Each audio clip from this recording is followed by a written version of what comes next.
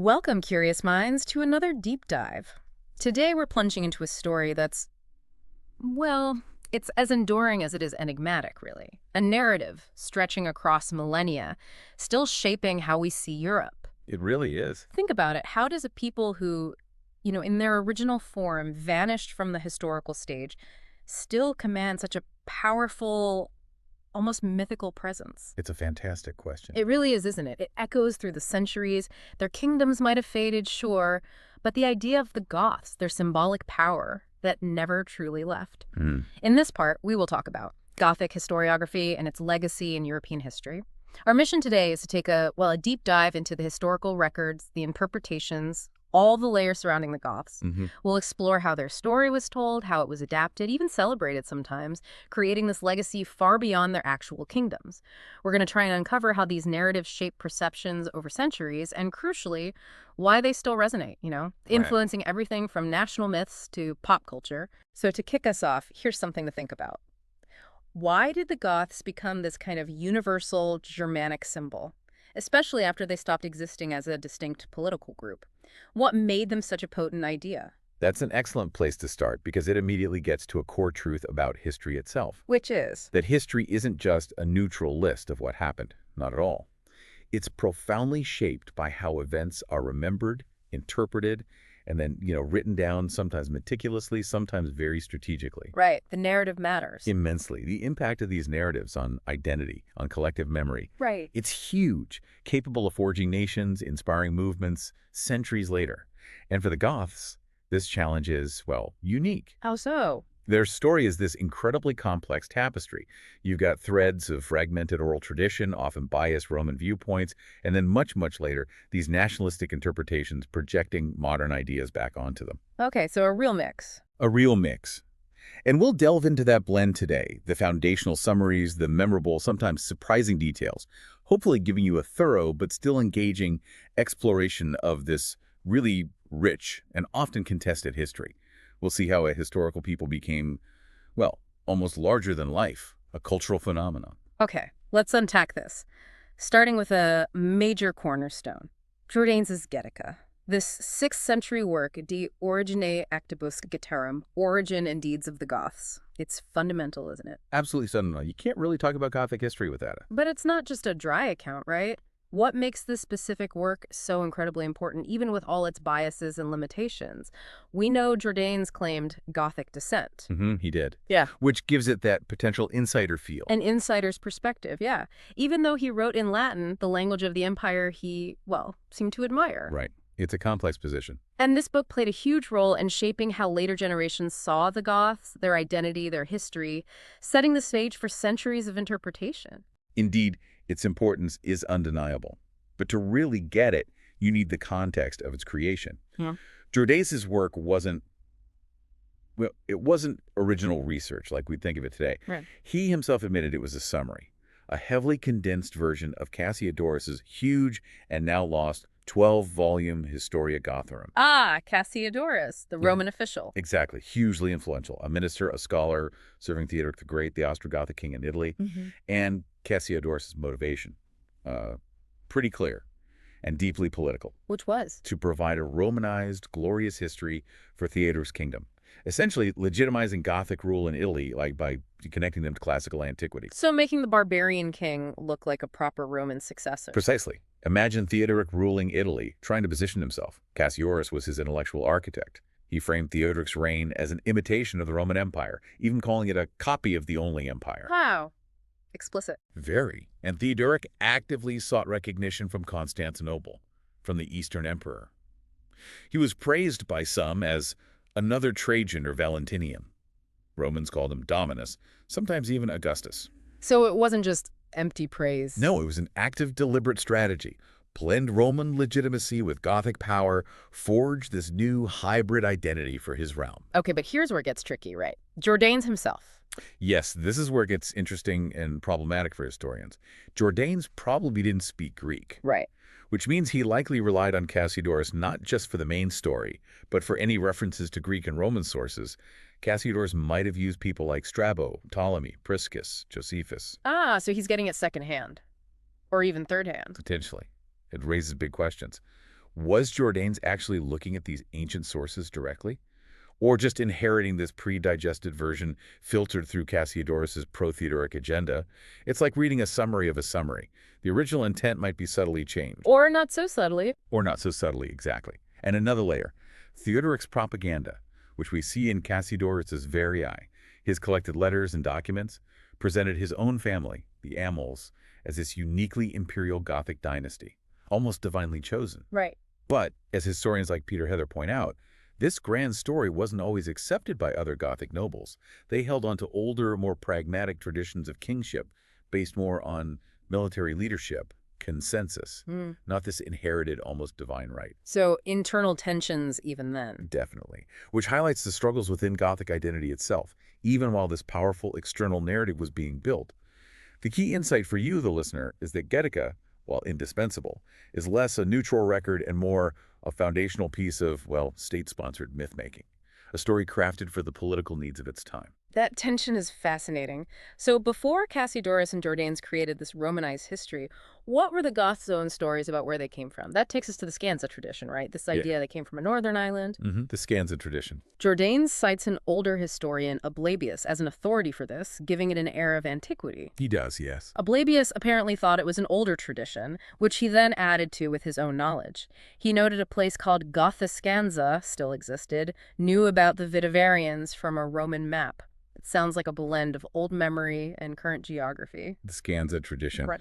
Well, while it's appealing a nice, neat origin story, it really opens up a historical and archaeological Pandora's box for us today. How so? Jordanes' variations on the island, Scandinavia, Britain, some other island, suggest a common, perhaps mythic, oral tradition of a distinct origin.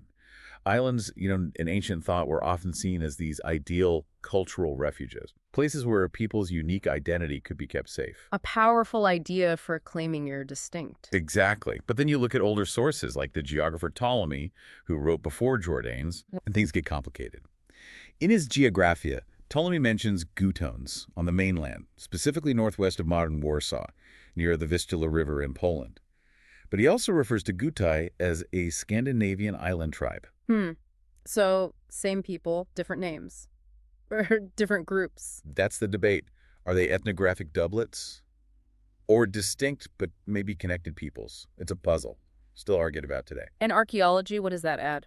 Archaeology adds even more layers. The wheelbark culture in Poland gives us concrete evidence of early Gothic settlement. From the 1st century AD onwards, distinct burials, pottery, material culture, widely accepted as early Goths. Okay, so that supports a mainland presence early on. It does. But here's the crucial bit, often missed in simpler stories. These sites, thousands of tombs and settlements, don't show only Goths. There's clear evidence of Gepids, Rugians, Veneti living there too. So a mixed community, not just Goths arriving in an empty land. Precisely. Shared habitation. In fact, many archaeologists see the wheelbark culture as largely autochthonous, meaning developed locally from existing populations, not solely the result of a mass migration from distant Scandinavia. So migration might have happened, but it wasn't the whole story. Exactly. The process of Gothic identity forming was likely more nuanced: local development, interaction, adoption.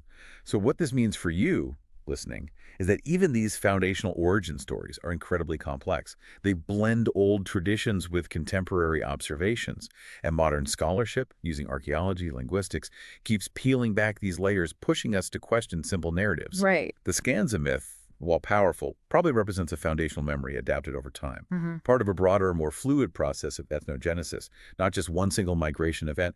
Even at the start, Gothic identity wasn't fixed. It was dynamic. That idea of identity always being in flux is key. Okay, let's shift focus now from those early, often mythic origins to something more concrete.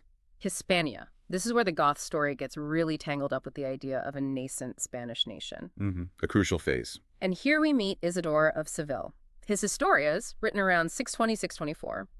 Some scholars, like C. Rodriguez Alonso, call it the first clear monument of national historiography.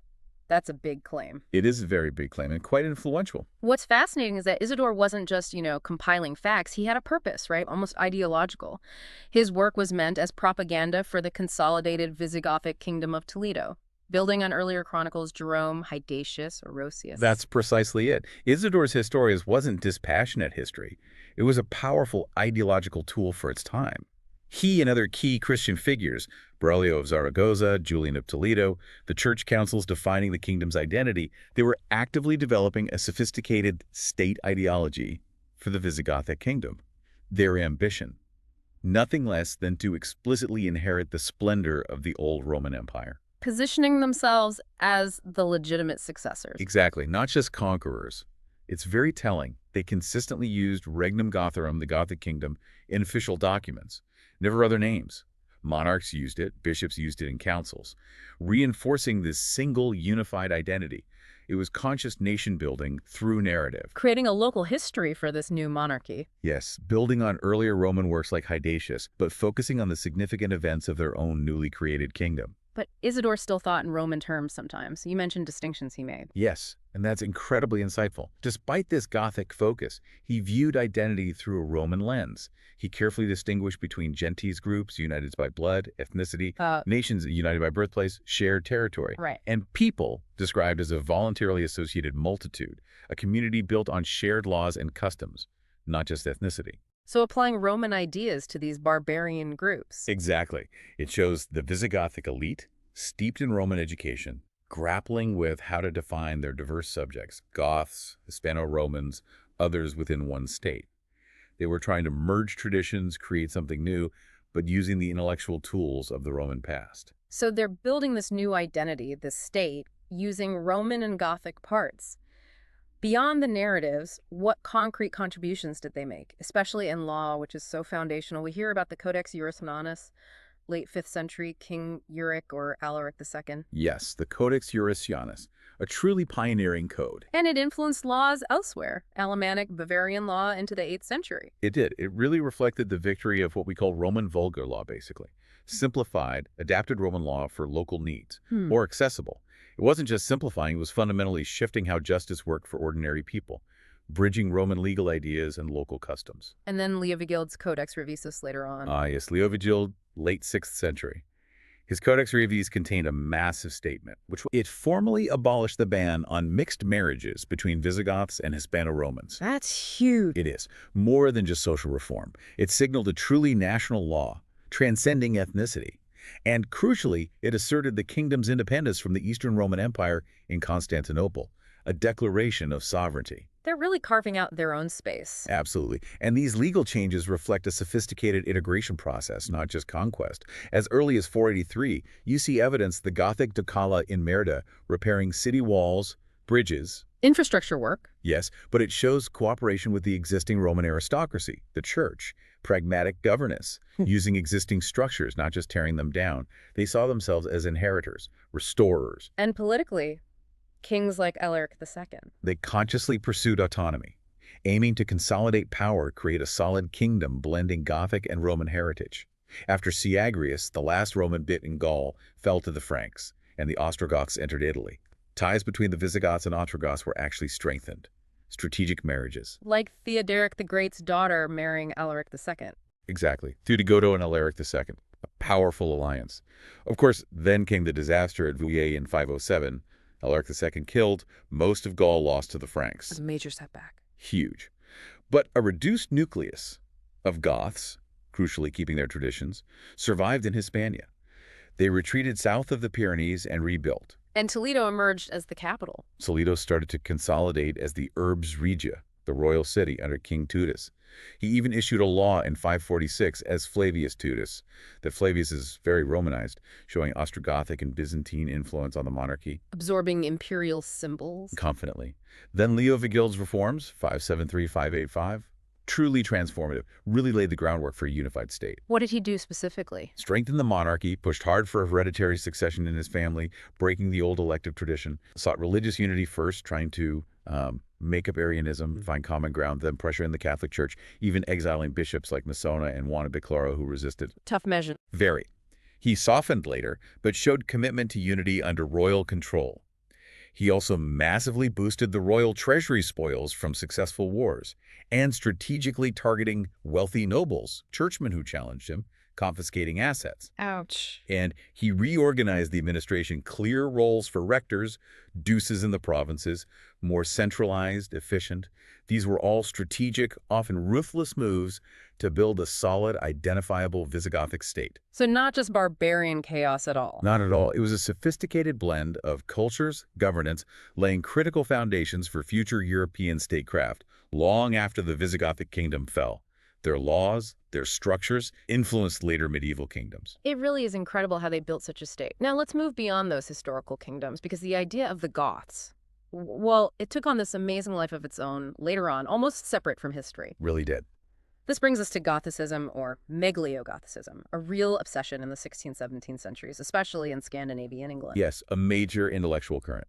The Goths were suddenly seen as the font of all civilization, as Edward Thorson puts it, the source of ancient wisdom, virtue. Almost worshipped, in a way. Figures like Johannes Bureaus in Sweden, this esoteric exponent, seeing them as a key to unlocking forgotten truths. It wasn't just academic curiosity. No, it was a profound intellectual and cultural fascination. It's a fascinating transformation of identity, isn't it?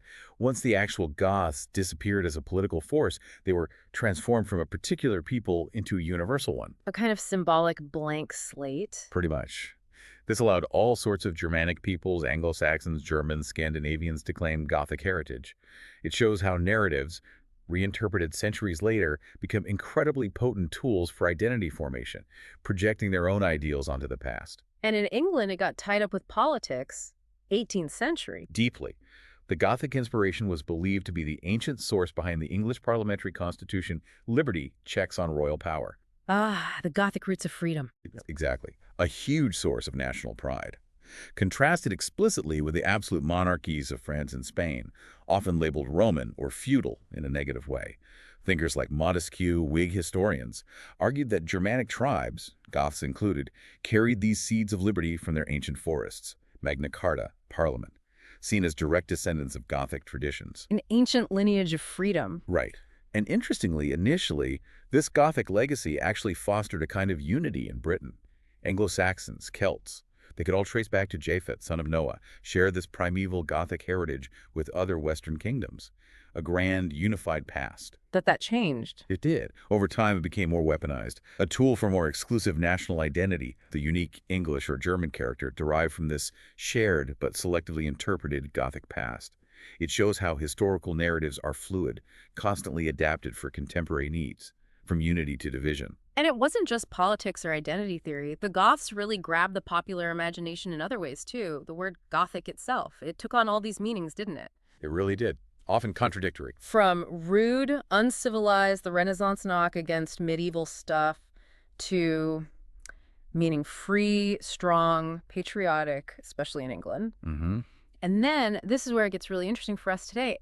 Its use just exploded in art and literature, the Gothic cultural movement in the 19th century. We still feel that today. Absolutely. It's a direct legacy. We're talking about things like Horace Walpole's The Castle of Otranto in 1764, often called the first Gothic novel, atmospheric horror, Crumbling Castles. The blueprint, in many ways. Then Mary Shelley's Frankenstein in 1818, creation, monstrosity, alienation, that Gothic feel. Exploring those darker themes. And of course, Bram Stoker's Dracula in 1897, cementing the tropes. The ancient villain, eerie castles, dread, the supernatural, stuff that still defines the genre. And continues to influence popular culture nonstop. Horror films, fashion, music, fantasy literature. Yeah. It's everywhere. It really is. This broad cultural influence shows the enduring grip of historical memory. Even when it becomes symbolic, maybe detached from precise history. It shows how historical names, concepts, once established, become launch pads for whole new aesthetic worlds. Like Gothic architecture. Exactly. Think of Gothic cathedrals, soaring arches, stained glass. Initially, Renaissance critics called it Gothic as an insult, barbaric, uncivilized compared to classical Rome. Right. Yet later it became revered as a peak of engineering spiritual expression. So connecting these threads, you see how historical narratives evolve into powerful cultural tropes, influencing aesthetics, storytelling, even our buildings for centuries. So the original Goths were migrants building kingdoms. And the Gothic of later times became this powerful metaphor, a lens for exploring the past, the sublime, the terrifying, the ancestral. For you listening, it's a direct link. The Gothic elements, modern culture, fashion, music, books, cathedrals, have this surprisingly deep, complex root in these early interpretations or reinterpretations of the historical Goths, a legacy still unfolding. It's amazing how that idea took on so many shapes. But let's zoom back again to their active historical time. Their direct, tangible impact. Their influence on Europe's political and cultural landscape, say, between the 4th and 8th centuries. A critical period. The sources seem pretty clear. The Goths did more to change the political and cultural landscape of Europe than most people between the 4th and 8th centuries. That's a huge statement. It is a huge statement and reflects their incredible adaptability. They didn't just conquer, they integrated, they transformed. Embracing native cultures, influencing others, becoming dominant in Italy with the Ostrogoths, Iberia with the Visigoths. They weren't just passing through, they were reshaping society. And this points to their role, often underestimated, as complex successors to Rome. Being so close, often fighting, but ultimately assimilating with Romans and Byzantines, they can genuinely be seen as successors of Rome in important respects. A bridge between eras. Exactly. Easing that turbulent transition from Roman to post-Roman Europe. Not just by conquering, but by building on existing structures. Roman law, for example, didn't vanish. It stayed in practice under Gothic rule. Gothic kings preserved Roman administration, legal frameworks. Like Theodoric the Great in Italy. Perfect example. Yeah. He appointed people at the highest levels of Roman bureaucracy, ensuring continuity, while still respecting Constantinople's theoretical right to name senators. He held high justice, over all Italians' ultimate legal authority. Supreme power in church affairs in his kingdom. Asserting sovereignty. Definitely. This blend of Roman and Gothic customs, far from primitive, profoundly shaped European political, church, and social life for centuries. And your military impact, you mentioned cavalry earlier. Yes, that was huge too. They started mainly as infantry, common Germanic style, but rapidly became incredibly effective cavalry warriors. You see it with Fritigern's cavalry at Adrianople in 378, the battle where Emperor Valens died, a pivotal moment. Later, Ataulf's forces brought a real primacy of cavalry. They understood its strategic advantage in the changing warfare landscape. This shift towards effective heavy cavalry fundamentally altered warfare across Europe, laying groundwork for the medieval knight. They weren't just preserving, they were actively transforming the military scene. Innovating, shaping, and they were central to some truly legendary events, figures that became part of the wider European story, not just footnotes. Foundational actors. Absolutely. Like they were the first to sack Rome since the empire's founding myths, right? 410 Alaric. A shocking event for the Roman world. Signaled the vulnerability of the Eternal City. Gothic kings influenced Roman imperial succession kingmakers, power brokers in the West. Deeply involved. And consider this. A Gothic king, Theodoric at the Catalonian Fields 451. He helped give Attila the Hun his first major defeat, fighting with the Romans against Attila. A crucial battle, turning the tide against the Huns in the West. Another Gothic king, Leovigild, around 573, united Spain for the first time, declared independence from Byzantium, solidified the Visigothic hold on Iberia. A major step in state formation. And Theodoric the Great, again, he defeated Odoacer, the guy who deposed the last Western emperor Romulus Augustulus in 476, effectively ending the Western Empire. And Theodoric then ruled this vast Ostrogothic kingdom, covering much of the Italian and Iberian Mediterranean coast. Hugely powerful. Then there's Ulfila. This is amazing for language lovers. A Gothic priest and bishop who literally invented an alphabet to translate the Bible into Gothic 4th century. Incredible achievement. It's not just religious, it gives us priceless insight into old Germanic languages. Gothic is the earliest one we have extensive texts for. In his background, Cappadocian mother, Gothic father, studied in Constantinople during the rise of Arianism. His translation used Greek and Latin Bibles. Incredible scholarship and cultural synthesis. And we shouldn't forget Amalasuntha. No, indeed. Theodoric the Great's daughter. Oh. She maintained stability in Italy after her famous father died, ruling as regent, trying to keep that balance between Goths and Romans, though she ultimately fell victim to politics. A capable ruler in a very difficult situation. What's profound here is how these figures, their actions, created narratives that became integral to the broader European story.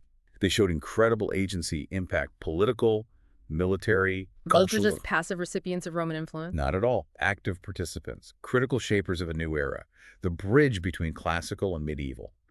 Their military skill, political maneuvering, cultural innovations like Ulfila's Bible, all underscore their foundational role. They were, in many ways, the first successful large-scale attempt at creating new states integrating Roman traditions with Germanic identity. So, for you listening, These stories highlight the Goths' impact not just as barbarians who sacked Rome, but as foundational actors who laid groundwork for the medieval period, influencing laws, warfare, identity, architects of a new Europe, sometimes deliberately, sometimes just by being there. okay, even with all this rich history, these legendary figures, their undeniable impact, modern scholars still debate fundamental things about Gothic identity. It's not a closed book, is it? Far from it. The debates are very much alive. We can go back to the origin debates. Despite a severe lack of physical evidence for a definite mass migration, many scholars still argue for Scandinavia. Jordanes' stanza is still key. Gotland, the peninsula. The idea of an Urheimat, an original homeland, it's powerful. It is a strong pull historically. But then the archaeology, the wheelbark culture in Poland. Early Gothic settlement, yes, but shared with Gepids, Rugians, Veneti, complex, multi-ethnic settlements from the start. So where did they really come from? The debate goes on. It shows history is always evolving. It absolutely does. History is a living field, constantly reevaluated. The archaeological records, especially for those early 5th century Eastern Germanic groups near the Danube, they're complex. Burials are categorized by grave goods, the artifacts buried with people, not neat ethnic labels like Gothic or Vandal. So the artifacts don't just scream Goth. Not always, no. You see overlapping styles, shared cultural influences. It makes definite ethnic labels based just on material culture tricky. It suggests identity on the ground was more fluid than simple labels allow. Practices could be shared, adopted. And linguistics, you mentioned that adds another layer. A fascinating one. A scholar, Reid, back in 1924, made this daring claim called German ein Gothisiertes Westgermanisch, a Gothicized West Germanic. Wow. What was his evidence? He pointed to similarities between Gothic and South German dialects, especially Bavarian.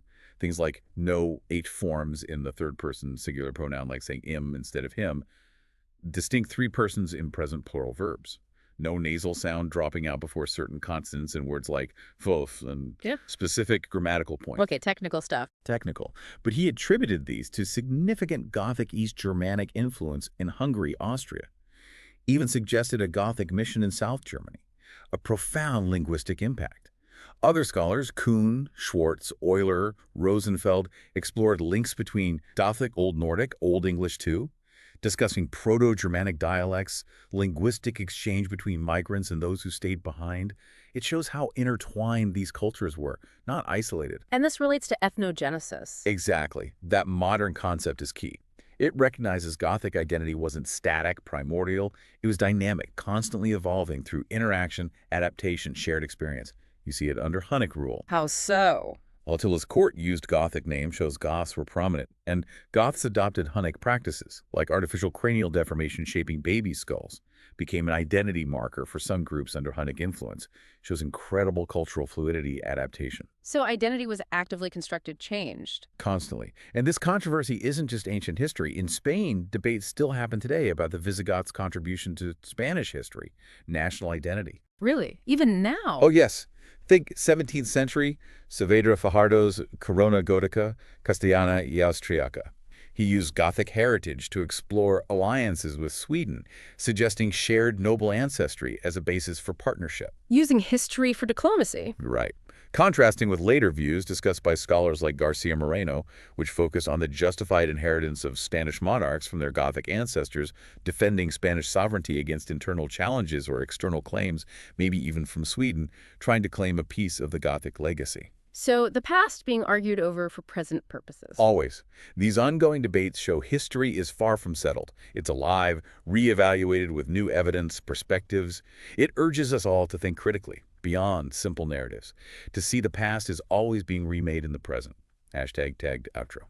We've really journeyed through centuries of Gothic history and its interpretations today, and what a rich, complex tapestry it is. We see the Goths weren't just, migrating barbarians. They were crucial shapers of Europe through their kingdoms, their interactions with Rome, and this powerful, evolving idea of the Goths that resonated long after they dissolved politically. It's incredible how their story's been reimagined, reapplied, a symbol for parliamentary freedom, romantic horror, all sorts. It's remarkably versatile. So as we wrap up this deep dive, I want to leave you with a thought, maybe a provocative one. Given their adaptability, their conscious state building, their role in preserving and transforming Roman legal and administrative frameworks, can we really talk about a fall of Rome without also acknowledging the simultaneous rise of a profoundly Gothic-influenced Europe? Was it an end, or was it a tumultuous but creative new beginning? That's an excellent point. It really challenges those neat historical categories of rise and fall, doesn't it? The Gothic story, in all its complexity, is this powerful reminder that historical transitions are rarely simple, rarely linear. Identities are fluid, forged, reforged through interaction, adaptation, narrative. And maybe most importantly, influence endures in surprising ways, shaping cultures, laws, even popular imagination long after empires fade. It's a testament to the power of stories, the continuous human need to forge identity, individual, collective, and the fascinating ways the past never really leaves us. It just keeps echoing in our present. Thank you for joining us on this deep dive into Gothic historiography and its legacy in European history. We genuinely love hearing your thoughts, your interactions with these complex histories, so please feel free to share your insights with us. Yes, please do. And if you enjoyed this discussion and want to explore more fascinating topics with us, be sure to subscribe to the channel. Until next time.